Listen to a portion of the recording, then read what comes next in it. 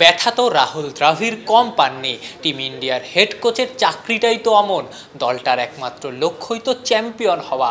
ফাইনালে হারাও যে দলটার কাছে ব্যর্থতা। সেই দলটার হয়ে দুইটা আইসিসি ইভেন্টের ফাইনালে হারা, একটা সেমিফাইনালে বাদ যাওয়া, একটা এশিয়া কাপে সুপার 4 থেকেই বিদায়।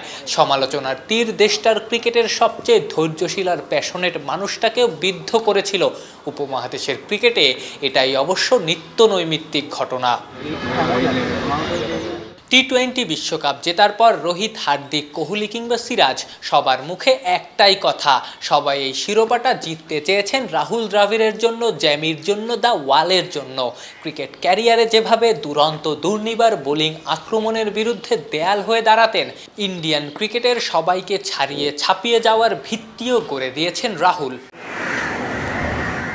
শুরুটা করেছিলেন আন্ডার-19 হেড কোচ হয়ে। 2016-তে ঋষভ পান্থ, ঈশান কিষানদের বাংলাদেশে যুব বিশ্বকাপ খেলাতে এসেছিলেন। সেই আসরে ফাইনালে হেরেই বুঝে গেছেন এভাবে চলবে না। ইন্ডিয়ান ক্রিকেটকে নেক্সট লেভেলে নিয়ে যেতে হলে বদলে ফেলতে হবে পুরো ক্রিকেট কাঠামো।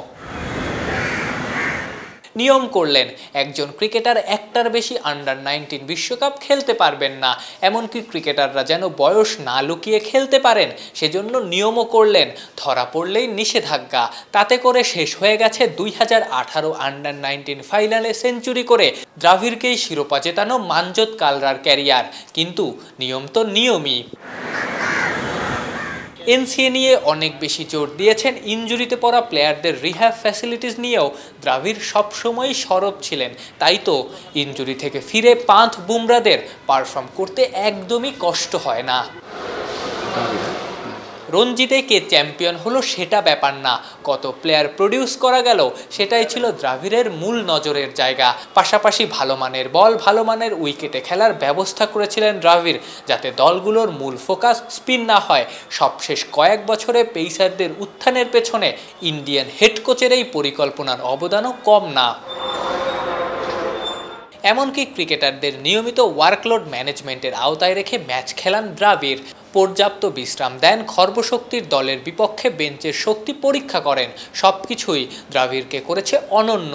রোলার কোস্টার রাইডের কোচিং জার্নির শেষটা রাহুল দ্রাভিড় তাই শেষ করলেন স্মুথলি। এই চ্যাম্পিয়নশিপের সবচেয়ে বড় দাবিদারও তিনি।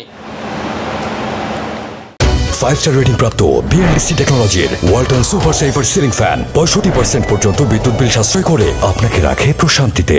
ওয়ালটন ফ্যান হাওয়া বদলে দেয়। যদিও টিম ইন্ডিয়ার হয়ে এটাই রাহুল দ্রাভিড়ের শেষ অ্যাসাইনমেন্ট। বিশ্বকাপ শেষে তো গণমাধ্যমকে এটাও বলেছেন, সপ্তাহখানেক শেষেই তিনি বেকার হয়ে যাবেন। আমার জন্য কি তোমাদের কাছে কোনো অফার আছে? প্রত্যেকটা ক্রিকেট বোর্ডই এখন চাইলে রাহুল দ্রাভিড়কে অ্যাপ্রোচ করতে পারে। একজন বিশ্বকাপ জেতানো বেকার কোচ সহসা কি মিলবে? আফনান পিয়াল, অলরাউন্ডার।